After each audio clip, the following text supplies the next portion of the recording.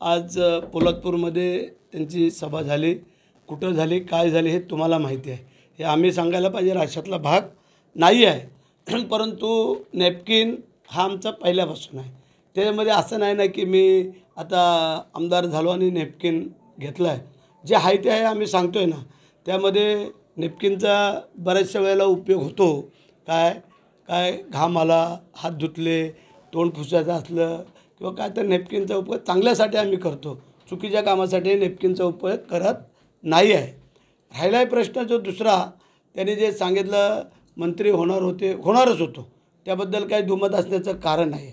त्यांनी मगाशी सांगितलं तानाजी मालुसरेंच्या भूमीतले आहेत आणि तानाजीच मालुसरेंच्या भूमीतलं असल्यामुळेच मी थांबलो, हे लक्षात ठेवा. तानाजी मालुसरेंच्या भूमीतले नसते तर कोण थांबलं नसतं. आणि त्याप्रमाणे आज जो काय या राज्याचा राज्यकारभार महाराष्ट्राचे मुख्यमंत्री एकनाथ शिंदे साहेबांच्या माध्यमातून जो चालू आहे हे सगळ्यांना खटकतं आहे. त्यामध्ये कोणी वेगळं सांगायला पाहिजे अशातला भाग नाही आहे. पालकमंत्री ज्यावेळेला मंत्री होईल तेव्हा पालकमंत्री होईल. अगोदर पालकमंत्री कोण होत नसतो मंत्री झाल्याशिवाय. आणि अजूनही आम्ही आशा सोडलेली नाही. आज नाही उद्या नाही परवा मी मंत्री होऊ शकतो हे आपल्या सगळ्यांना कल्पना आहे. परंतु आता नाही झालो ते नाही झालो, त्याबद्दल काही दुमत असण्याचं कारण नाही आहे.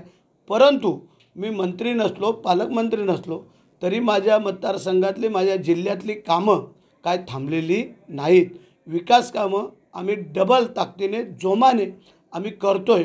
जी उद्धव साहेबांच्या काळामध्ये काही गोष्टी होऊ शकल्या नाहीत त्या प्रचंड प्रमाणात विकास निधी आणून आम्ही ती करतो आहे.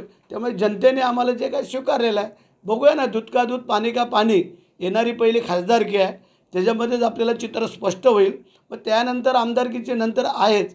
तर त्याच्यामुळे उद्धव साहेबांनी जे काही इथे येऊन बोलून गेलेत काय हरकत नाही आहे, ते त्यांच्या परीने बोललेले आहेत. आम्ही त्याला वेगळं उत्तर देतो आहे अशातला भाग नाही आहे. परंतु टकमक टोकाचा जो विषय त्यांच्याकडे नेहमी येतो, तर मी मागच्या वेळेला पण सांगितलं, टकमक टोकावरती जाण्यासाठी त्याला पाय मजबूत लागतात, त्याला मन मजबूत लागतं. आणि ज्याला टकमक टोकावरती जाण्यासाठी रायगडला आपण किती वेळा आला तो हे तर सांगा. शिवाजी महाराजांची राजधानीचं ठिकाण आपण किती वेळा आला रायगडवरती. आणि रायगडवरती जायला बऱ्याचशा पायऱ्या पहिल्या चढाव्या लागतात आणि त्या आम्ही चढून पूर्ण केलेल्या आहेत. त्याच्यामुळे आम्ही सांगितलेलं आहे की टकमक टोक हे आम्ही बऱ्याच वेळेला पाहिलेलं आहे.